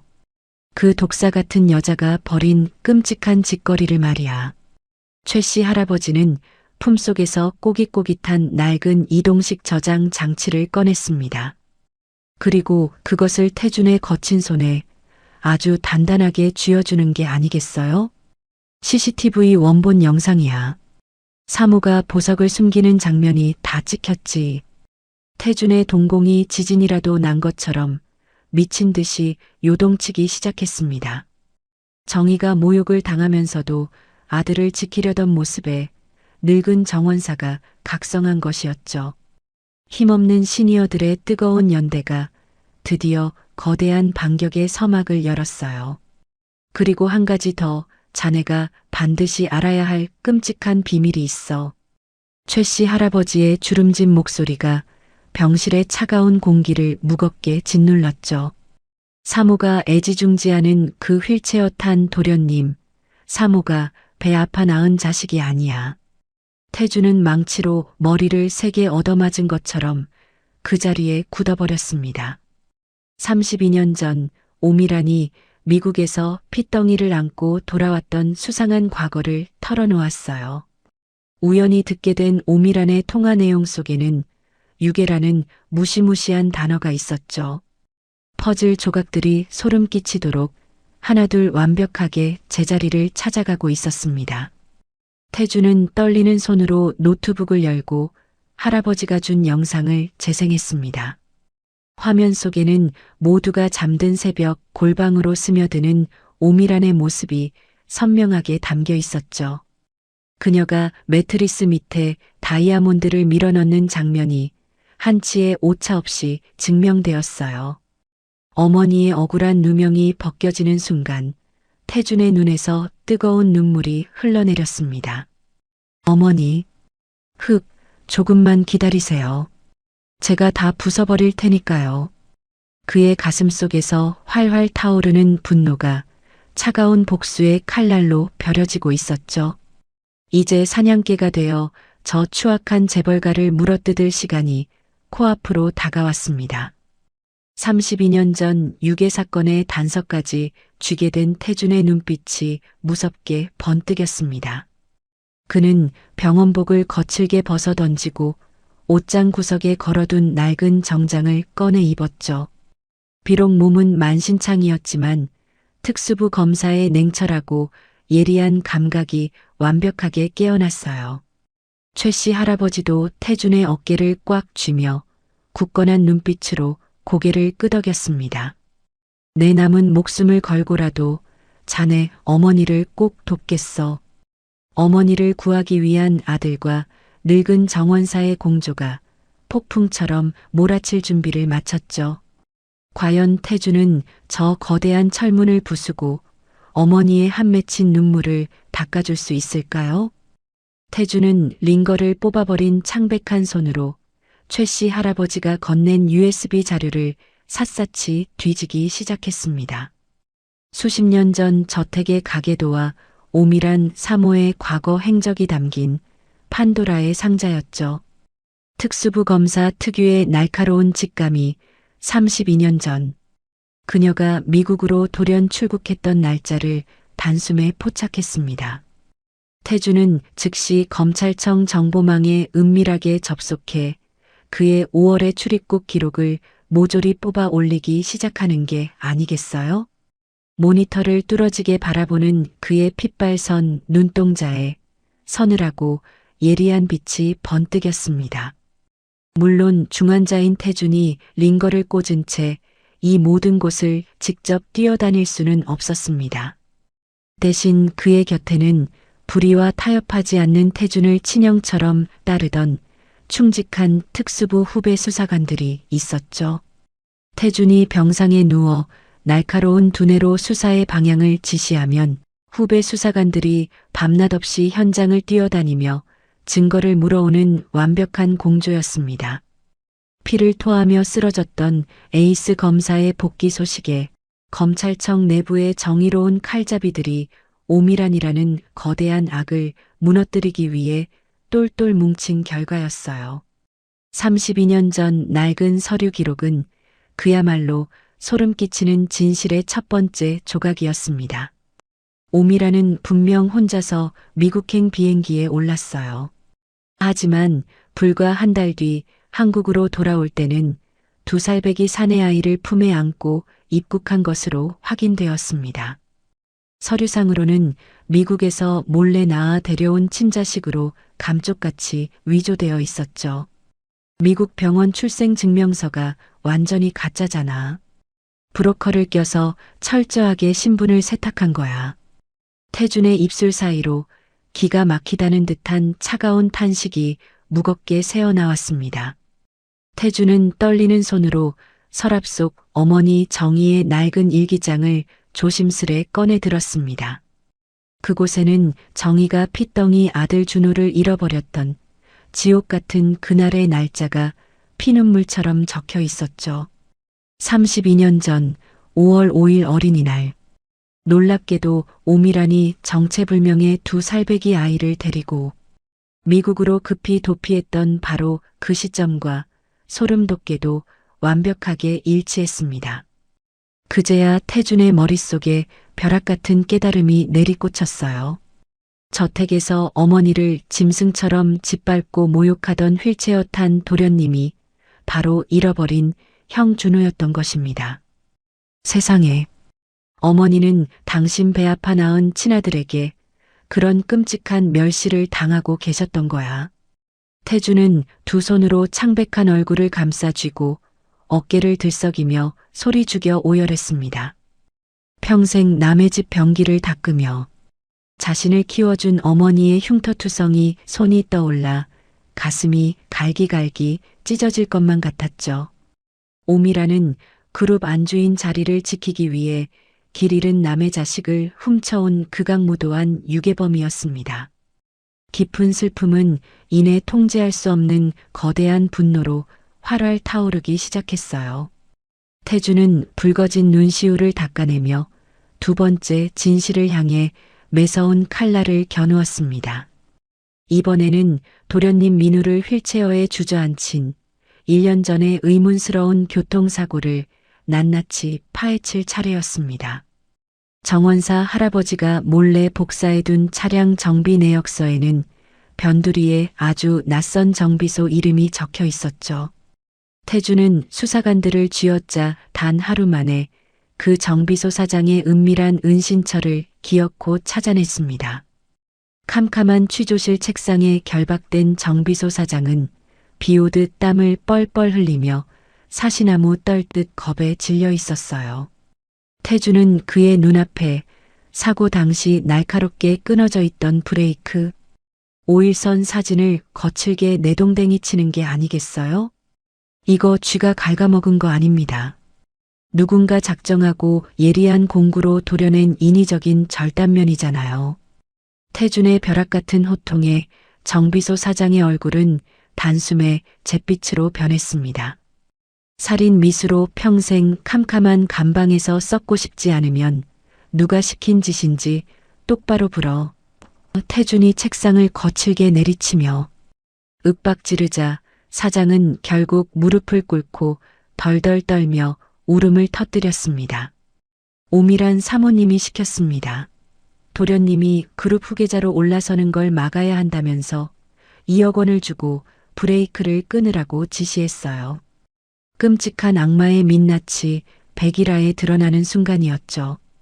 덜덜 떨던 정비소 사장은 살기 위해 자신의 휴대폰에 깊숙이 숨겨두었던 1년 전 통화 녹음 파일을 태준에게 덜컥 바쳤습니다. 재생 버튼을 누르자 오밀한 사모에 소름 끼치는 육성이 취조실을 얼음장처럼 차갑게 채웠어요. 절대 죽여선 안 돼. 내 옆에서 영원히 아무것도 못하도록 평생 휠체어에서 못 일어나는 불구로만 만들어. 자신의 자리를 위협할 만큼 커버린 가짜 아들의 날개를 잔인하게 꺾어버린 사이코패스의 끔찍한 명령이었죠. 이 명백하고도 소름 끼치는 살인 미수물증 앞에 태준의 이빨이 빠득하고 부서질 듯 갈렸습니다. 드디어 모든 진실의 조각이 단 한 치의 오차도 없이 완벽하게 조립되었습니다. 오미라는 32년 전 정의의 생떼 같은 아들을 훔쳐 와 자신의 권력을 지키기 위한 방패막이 인형으로 썼습니다. 그리고 그 아이가 장성하여 그룹의 경영권을 쥐려 하자 잔혹하게 하반신을 마비시켜버린 것이었죠. 자신을 낳아준 진짜 어머니 정의의 인생을 처참하게 짓밟으면서 말입니다. 한 인간이 얼마나 흉악해질 수 있는지 그 바닥을 보여주는 추악한 짓거리였어요. 태주는 산더미 같은 증거 자료들을 검은 서류 가방에 거칠게 쓸어 담으며 서늘한 표정으로 일어섰습니다. 검은 정장을 차려입은 태준의 눈동자에는 지옥에서 올라온 사신처럼 냉혹한 불꽃이 일렁이고 있었습니다. 그는 자신을 버린 세상에서 유일하게 따뜻한 손을 내밀어준 늙고 병든 어머니 정의를 무조건 구해야만 했죠. 그리고 끔찍한 거짓의 지옥에 갇혀있는 자신의 진짜 형, 민우 도련님도 함께 구해내야 했습니다. 조금만 기다리세요, 어머니. 그 악마 같은 여자의 목줄을 끊어버리러 지금 당장 제가 갑니다. 태준이 거친 빗줄기를 뚫고 대저택을 향해 자동차 엑셀러레이터를 끝까지 밟는 게 아니겠어요? 과연 그는 오미란의 끔찍한 함정을 무사히 부술 수 있을까요? 양아들 태준이 검경에 넘긴 CCTV 영상 덕분에 정의는 유치장에서 극적으로 풀려났습니다. 혐의를 벗었다는 안도감보다 저택에 홀로 남겨진 민우에 대한 끔찍한 공포가 먼저 밀려왔죠. 정의는 쏟아지는 폭우를 뚫고 신발이 벗겨지는 것도 모른 채 대저택을 향해 미친 듯이 내달렸습니다. 32년 전 놀이공원에서 아들을 찾아 헤매던 그날처럼 온몸이 빗물과 진흙으로 엉망이 되었어요. 저택의 철문을 비집고 들어선 정의의 눈앞에 믿을 수 없이 잔혹한 광경이 펼쳐지고 있었습니다. 거센 빗줄기 속 저택 뒤편의 쓰레기 소각장 앞이었습니다. 우산을 쓴 사모님 오미란이 하얀 장갑을 낀 손으로 무언가를 쥐고 서 있었죠. 바로 민우가 유일하게 집착하며 목숨처럼 아끼던 낡은 나무 호루라기였습니다. 창밖에서 정희의 자장가를 듣고 민우가 이상 증세를 보이자 사모님이 마지막 남은 기억의 매개체마저 완전히 없애버리려 한 것이었죠. 시뻘건 불길이 타오르는 소각장 아궁이를 향해 사모님의 손이 서서히 올라가고 있었습니다. 그 호루라기가 타버리면 32년의 세월도 영영 제가 될 판이었어요. 안 돼. 그것만은 제발 안 돼. 정희가 목에서 피가 나도록 절규하며 소각장을 향해 몸을 던졌습니다. 하지만 정희의 비명과 동시에 사모님의 손을 떠난 호루라기는 시뻘건 불길 속으로 매정하게 떨어졌죠. 어딜 쓰레기 같은 게 또 기어들어와. 사모님이 기겁하며 소리쳤지만 정희의 귀에는 아무것도 들리지 않았습니다. 오직 불길 속으로 사라져가는 내 아들의 마지막 흔적만이 보일 뿐이었어요. 정희는 빗물에 젖은 몸으로 맹렬하게 타오르는 소각장 아궁이 안으로 상반신을 쑥 밀어 넣었습니다. 시뻘건 불길이 순식간에 정희의 낡은 작업복 소매를 집어삼켰습니다. 맨손이 이글거리는 불구덩이 속으로 깊숙이 들어가는 순간 지글지글 살이 타들어가는 끔찍한 소리가 울려 퍼졌죠. 하지만 정희는 끔찍한 고통조차 느끼지 못하는 사람처럼 잿더미 속을 미친 듯이 휘저었습니다. 손톱이 빠지고 손가락 피부가 까맣게 눌어붙는데도 어미의 집념은 결코 멈추지 않았어요. 찾았다. 내 새끼 호루라기. 마침내 숫덩이처럼 변해버린 호루라기를 움켜쥐며 정희는 불길 속에서 안도의 눈물을 흘렸습니다. 불이 붙은 채 아궁이에서 빠져나온 정희를 향해 경호원들의 무자비한 발길질이 날아들었습니다. 미친 노인네가 진짜 돌았나? 거친 폭력에. 정희는 쏟아지는 폭우 속 질척이는 진흙탕 바닥으로 처참하게 내동댕이 쳐졌죠. 빗물이 타오르던 소매의 불꽃을 꺼트렸지만 화상을 입은 두 손은 이미 형체를 알아보기 힘들 정도로 망가져 있었습니다. 그럼에도 정희는 까맣게 탄 나무 호루라기만은 가슴팍에 목숨처럼 꽉 끌어안았어요. 진흙범벅이 된 그녀의 입가에는 비장하고도 처절한 미소가 번지고 있었습니다.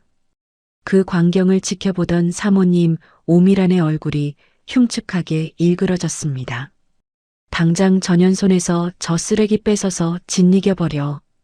그녀의 발악에 경호원들이 정희의 굽은 등을 군화발로 짓밟기 시작했죠.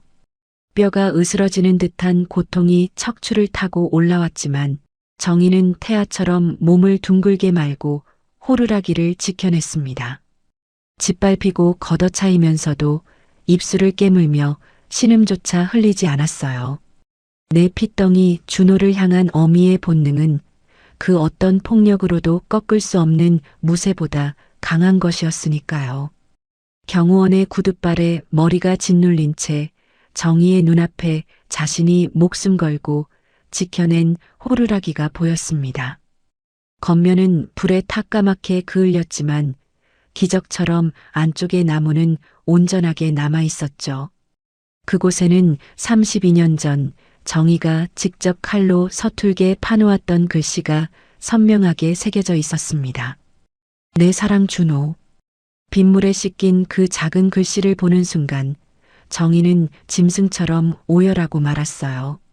화상 입은 손의 고통보다 잃어버린 세월 동안 아들이 겪었을 외로움이 수천 배는 더 아프게 다가왔기 때문입니다.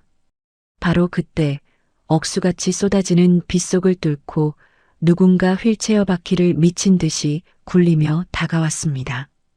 비를 흠뻑 맞은 창백한 얼굴의 도련님 민우였죠. 창문 너머로 소각장의 불길과 정의의 처절한 비명을 듣고 본능적으로 휠체어를 끌고 뛰쳐나온 것이었습니다. 빗물에 젖은 민우의 눈동자는 진흙탕에 처박혀 짓밟히는 정의를 향해 미친 듯이 흔들리고 있었어요. 가슴속에서 알 수 없는 거대한 슬픔이 해일처럼 밀려와 숨을 쉬기조차 힘들었습니다. 핏줄의 끌림이 마침내 그를 지옥의 한복판으로 이끈 것이었죠. 도련님, 이것만은 안 됩니다. 정희는 피투성이가 된 얼굴을 간신히 들어 올리며 민우를 향해 호루라기를 쥔 손을 필사적으로 뻗었습니다. 까맣게 타들어간 흉터투성이 맨손을 본 순간 민우의 뇌리에 끔찍한 두통과 함께 32년 전의 완벽한 기억이 벼락처럼 내리꽂혔죠. 빗물과 눈물이 뒤섞인 민우의 입술이 파르르 떨리기 시작했습니다. 과연 휠체어에 묶인 민우는 자신을 낳아준 진짜 어머니를 구하고 저 악마 같은 가짜 어미의 목줄을 끊어낼 수 있을까요? 민우의 뇌리에 32년 전에 완벽한 기억이 내리꽂히는 바로 그 찰나였습니다.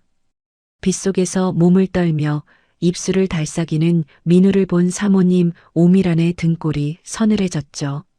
가짜 어미의 직감으로 저 아이의 봉인된 기억이 터져버렸다는 것을 눈치챈 것입니다. 이대로 두었다가는 자신이 저지른 32년 전의 유괴가 낱낱이 폭로될 판이었어요. 오미란의 두 눈에 짐승처럼 도끼 어린 살기가 번뜩였습니다. 그녀는 그 자리에서 당장 믿을 수 있는 사설 앰뷸런스를 저택으로 은밀하게 호출하는 게 아니겠어요? 얼마 지나지 않아 요란한 사이렌 소리를 끄고 사설 앰뷸런스 한 대가 철문을 넘어 들어왔습니다. 오미란에게 거액의 뒷돈을 받아 챙기던 불법 정신병원의 차량이었죠. 당장 저 아이를 폐쇄병동 독방에 영원히 가둬. 미쳐서 발작을 일으키니까 약을 최대치로 투여해. 사모님의 잔혹한 명령에 건장한 사내들이 휠체어에 앉은 민우에게 우르르 달려들었습니다. 그들은 반항하는 민우의 상반신을 끔찍한 구속복으로 거칠게 올가매기 시작했어요. 친아들을 제 손으로 영원한 지옥에 쳐넣는 악마의 짓거리였습니다. 나 이거 놓으라고. 저분이, 저 사람이 내 진짜. 하반신이 마비된 민우가 필사적으로 몸부림치며 소리쳤지만 건장한 사내들을 당해낼 수는 없었습니다. 빗물에 젖은 민우의 시선은 진흙탕에 쓰러진 정의를 향해 처절하게 고정되어 있었죠. 구속복에 묶인 채 짐짝처럼 앰뷸런스 뒷좌석으로 쑤셔 박히면서도 민우는 정의를 향해 고개를 돌렸습니다. 그 애처로운 눈빛은 32년 전 놀이공원에서 엄마를 잃어버리고 겁에 질려 울던 2살배기 아기의 그 눈빛과 완벽하게 똑같았어요. 경호원들에게 짓밟혀 정신을 잃어가던 정의가 그 찢어지는 눈빛을 보고 번쩍 눈을 떴습니다. 내 새끼가 저승사자 같은 구급차에 짐짝처럼 실려가는 끔찍한 광경이었죠. 저대로 폐쇄병동에 갇히면 사모님이 주는 정체불명의 약물에 영원히 목숨을 잃을 것이 뻔했습니다. 정희는 화상을 입어 까맣게 탄 두 손으로 질척이는 진흙탕 바닥을 짚고 짐승처럼 일어났어요. 뼈가 부서지고 온몸에서 붉은 피가 흘러내렸지만 어미의 초인적인 힘이 그녀의 두 다리를 억지로 일으켜 세우는 게 아니겠어요? 쾅! 앰뷸런스의 뒷문이 무정하게 닫히고 시동이 굉음을 내며 걸렸습니다. 구급차가 막 거친 빗줄기를 뚫고 출발하려는 찰나 진흙투성이의 정의가 찻길 한가운데로 몸을 던졌죠. 기익! 앰뷸런스가 급브레이크를 밟으며 정의의 코앞에서 가까스로 멈춰 섰습니다. 정의는 빗물과 피로 범벅이 된 양팔을 십자가처럼 넓게 벌리고 구급차 앞을 떡하니 가로막았어요. 내 새끼 털끝 하나라도 건드리면 내가 지옥 끝까지 쫓아가서 다 찢어 죽일 거야.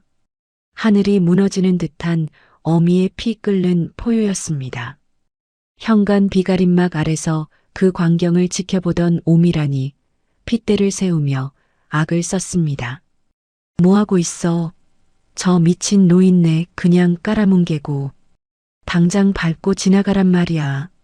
사모님의 소름 끼치는 살인 지시에 앰뷸런스 운전사가 독하게 마음을 먹고 다시 엑셀러레이터를 밟기 시작했죠. 부앙! 엔진이 터질 듯한 굉음과 함께 거대한 구급차가 정의를 향해 조금씩 위협적으로 전진해 왔습니다. 거대한 쇳덩어리가 뿜어내는 공포 앞에서도 정의는 단 한 발짝도 뒤로 물러서지 않고 버티는 게 아니겠어요? 정의의 짓무른 두 발은 진흙탕 바닥에 마치 깊은 뿌리를 내린 고목처럼 단단히 박혀 있었습니다. 당장이라도 무릎뼈가 으스러질 듯한 끔찍한 고통이 밀려왔지만 그녀의 두 눈은 앰뷸런스 운전석을 뚫어질 듯 매섭게 노려보고 있었죠. 자식을 잃고 지옥을 헤매던 32년의 피 맺힌 한이 그 작고 굽은 체구에서 거대한 불길처럼 뿜어져 나오고 있었습니다. 돈에 매수된 운전사조차 그 소름 끼치는 어미의 도끼에 완전히 압도되어 차마 가속 페달을 끝까지 밟지 못하고 사시나무 떨듯 손을 덜덜 떨고 마는 게 아니겠어요? 구급차의 뜨거운 헤드라이트 불빛이 정의의 창백한 얼굴을 잔인하게 비추었습니다. 범퍼가 그녀의 무릎에 닿을 듯 말 듯 끔찍하게 밀고 들어왔지만 정의의 두 눈에는 오직 자식을 지키겠다는 도끼만이 가득했죠. 가슴팍에 꼭 품은 낡은 나무 호루라기를 부서져라 움켜쥐며 그녀는 죽음조차 두려워하지 않는 어미의 얼굴을 하고 있었습니다. 앰뷸런스가 정의의 몸을 완전히 덮치려는 바로 그 끔찍한 절체절명의 골든타임이었죠. 폭우가 쏟아지는 저택의 철문 밖에서 날카로운 마찰음이 고막을 찢듯 울려 퍼졌습니다. 기익! 시야를 멀게 할 만큼 강렬한 쌍라이트 불빛이 폭우를 뚫고 앰뷸런스의 측면을 무섭게 비추었습니다.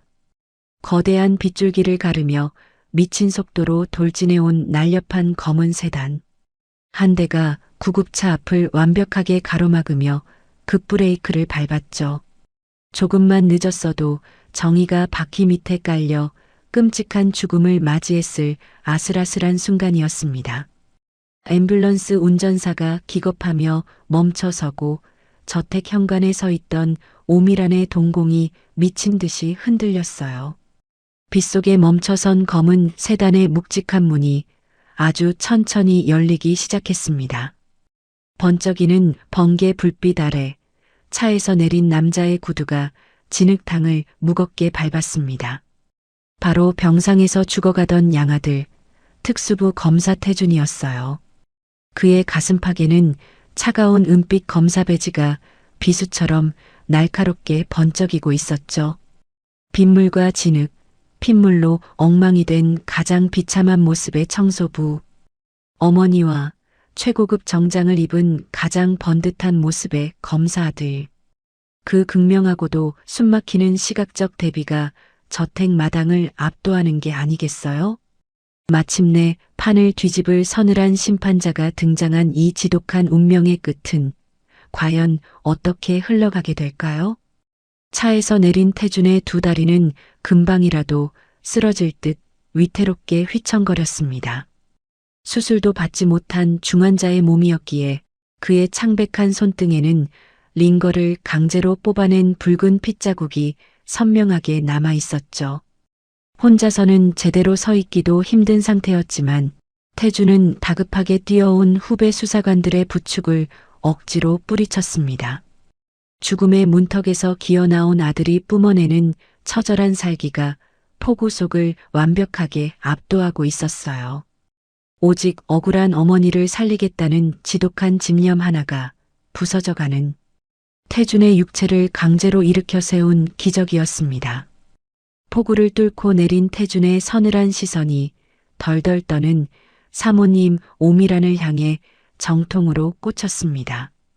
당장 우리 어머니 몸에서 그 더러운 손, 태준의 벼락 같은 호통이 천둥 소리와 함께 대저택 마당을 뒤흔들었죠. 오미라는 검사 배지를 단 태준의 기세에 눌려 핏기가 싹 가신 얼굴로 뒷걸음질을 쳤습니다. 태준은 진흙탕에 쓰러진 어머니 정희를 조심스레 부축해 일으켰어요. 그리고 품에서 젖지 않게 비닐로 꽁꽁 싸맨 두툼한 서류 뭉치를 거칠게 꺼내 들었습니다. 마침내 32년간 묵혀둔 지옥의 판도라 상자가 열리는 순간이었죠. 저놈 잡아. 당장 끌어내지 않고 뭐해. 사모님. 오미란이 악에 받쳐 소리치며 경호원들을 향해 손가락질했습니다.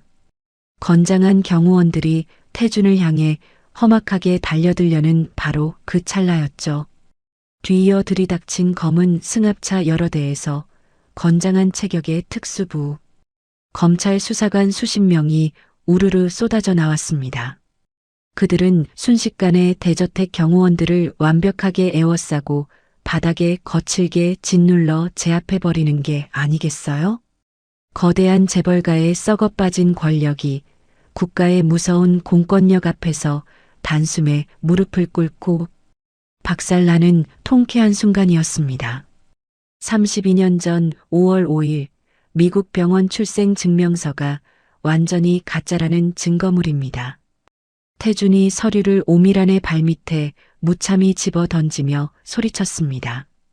당신이 놀이공원에서 길 잃은 2살배기 아이를 훔쳐서 미국으로 도망쳤던 출입국 기록까지 모조리 찾아냈어.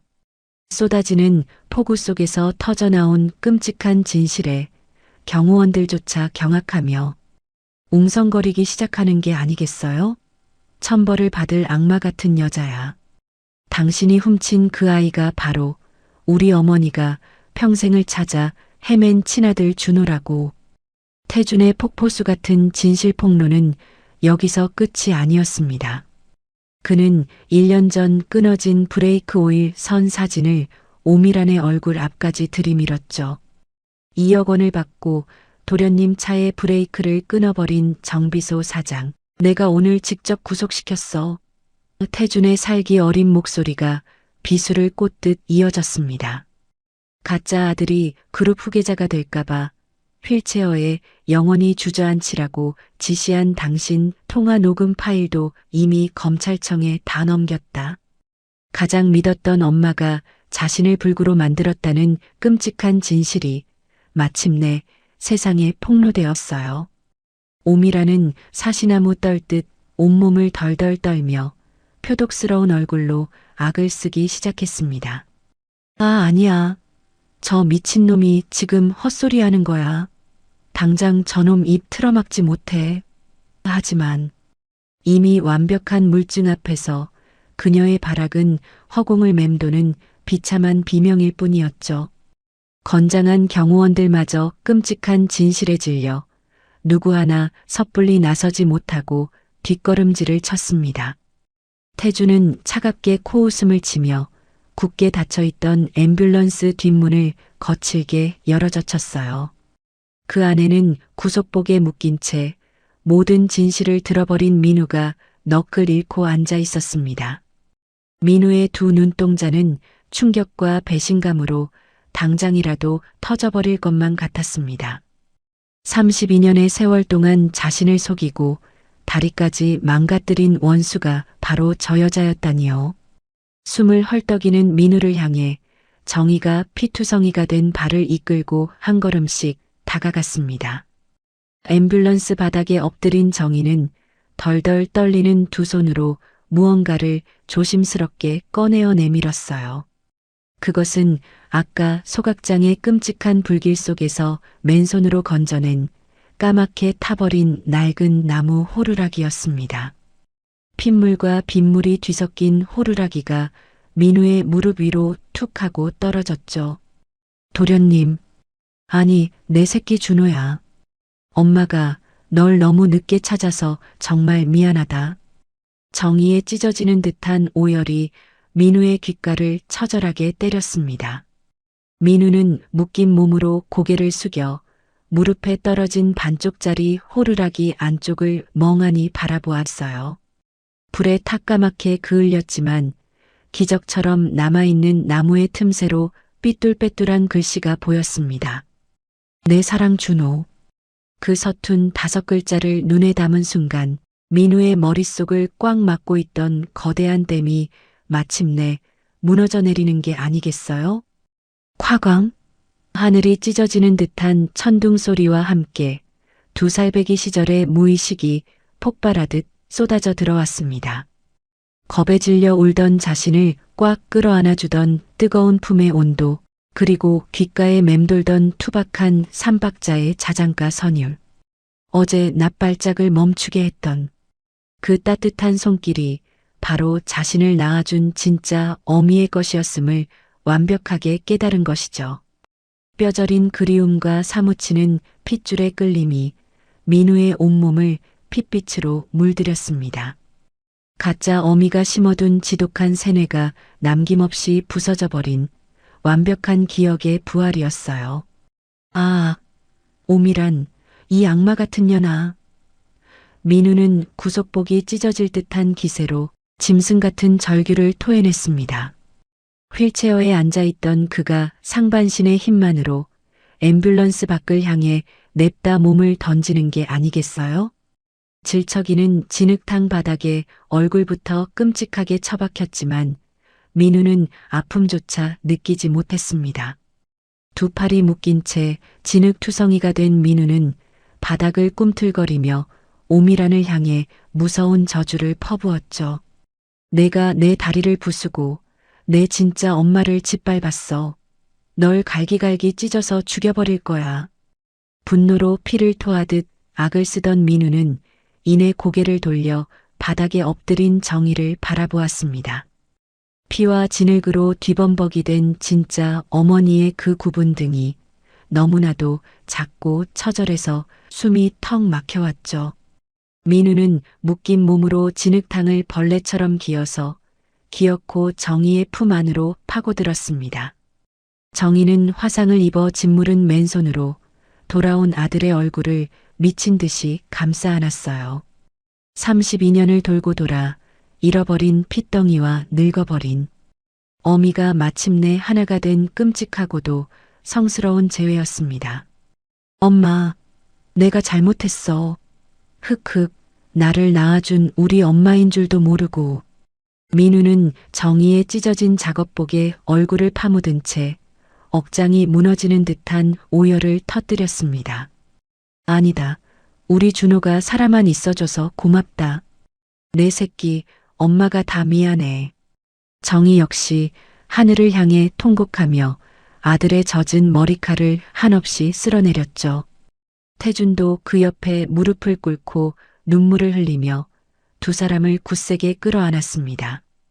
거대한 폭우도 씻어내지 못할 이 세 가족의 처절한 통곡이 끝나면 과연 저 악당에게는 어떤 끔찍한 심판이 내려질까요? 거센 폭우가 쏟아지는 대저택의 마당에서 마침내 추악한 악녀를 향한 법의 심판이 시작되었습니다. 검찰 수사관들이 진흙탕에 나뒹구는 사모님 오미란의 양팔을 거칠게 뒤로 꺾어 수갑을 채웠죠. 찰칵하는 차가운 금속음과 함께 그녀가 평생을 목숨처럼 집착했던 가짜 권력도 산산조각이 났습니다. 그녀의 목에 걸려있던 수억 원짜리 진주 목걸이가 끊어지며 하얀 알맹이들이 비참하게 진흙 속으로 흩어졌어요. 우아했던 실크 드레스는 오물로 범벅이 되었고 오미라는 비참한 몰골로 바닥을 기며 짐승처럼 처절하게 울부짖었습니다. 하지만 수갑을 찬 순간에도 오미란의 끔찍한 자기기만은 끝날 줄을 몰랐습니다. 그녀는 핏발선 눈으로 민우를 노려보며 뻔뻔하게 악을 썼죠. 내가 널 어떻게 키웠는데? 나 아니었으면 넌 길바닥에서 굶어 죽었어. 내가 널 대기업 후계자로 만들어줬잖아. 자신이 저지른 유괴와 살인 미수를 사랑과 헌신으로 포장하는 소름 끼치는 사이코패스의 발악이었습니다. 단 한 줌의 반성조차 없는 그녀의 흉악한 민낯에 쏟아지는 폭우조차 분노한 듯 더욱 거세게 저택의 마당을 무자비하게 때리는 게 아니겠어요? 민우는 진흙투성이가 된 진짜 어머니 정의의 품에 안긴 채 그 악마를 향해 싸늘한 시선을 던졌습니다. 당신이 준 건 지옥이었어. 내 인생에서 영원히 썩어 없어져 버려. 민우의 차가운 선고와 함께 오미라는 수사관들에게 짐짝처럼 질질 끌려 경찰차에 처박혔습니다. 훗날 열린 재판에서 그녀는 유괴, 살인, 교사, 사기 등의 죄목으로 무기징역이라는 처절한 멸망을 선고받았죠. 차가운 독방에서 평생을 썩어갈 악녀의 최후는 그 어떤 동정심도 허락되지 않는 완벽하고도 통쾌한 파멸의 끝이었습니다. 그 지옥 같았던 폭풍우가 지나가고 어느덧 1년이라는 평온한 시간이 흘렀습니다. 핏물이 고여있던 얼음장처럼 차갑던 대기업 회장의 저택에는 이제 눈부시게 따뜻한 봄날의 햇살이 폭포수처럼 쏟아지고 있었죠. 매캐한 소독약 냄새가 진동하던 2층 복도에는 어느새 향긋한 라일락 꽃내음이 부드럽게 스며들었습니다. 더 이상 코를 찌르는 향수 냄새도 사람을 벌레 보듯 하던 서늘한 멸시의 시선도 이 집에는 남아있지 않았어요. 그저 얼었던 땅을 기적처럼 녹이는 다정한 봄바람만이 저택을 가득 채웠습니다. 눈부신 봄살이 쏟아지는 넓은 정원 한가운데서 63살의 정의가 평화롭게 꽃에 물을 주고 있었습니다. 그녀의 굽었던 허리는 몰라보게 고다졌고 수심이 가득했던 주름진 얼굴에는 소녀 같은 환한 미소가 번져 있었죠. 곁에는 저택의 끔찍한 비밀을 밝혀주었던 은인, 최 씨 할아버지가 껄껄 웃으며 화단을 함께 가꾸고 있었습니다.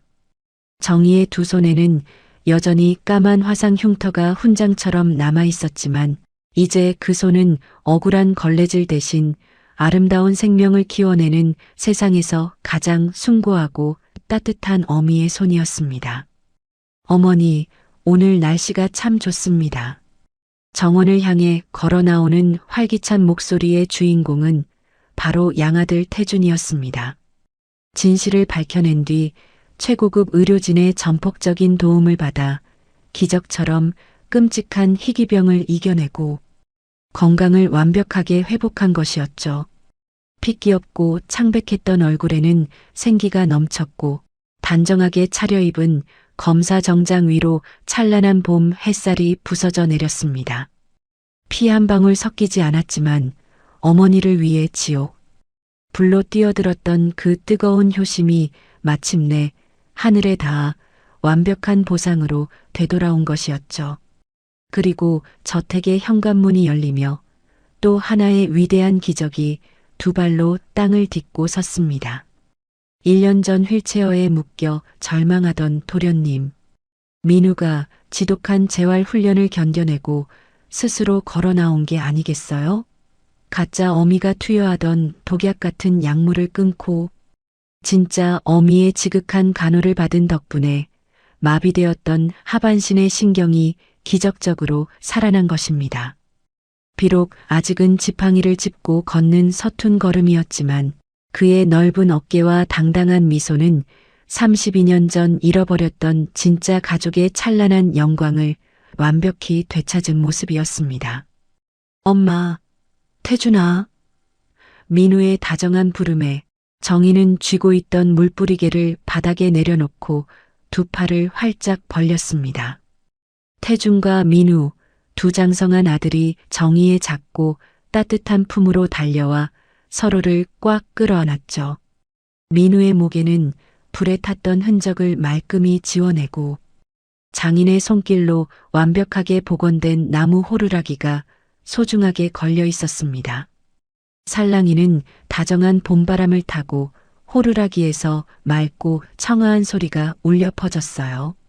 32년의 끔찍한 비극을 끝내고 마침내 진짜 안식을 맞이한 가족을 축복하는 하늘의 자장가였습니다. 핏줄의 끈질긴 운명과 핏줄을 뛰어넘은 지극한 사랑이 만들어낸 이 기적 같은 이야기는 여기서 끝을 맺습니다.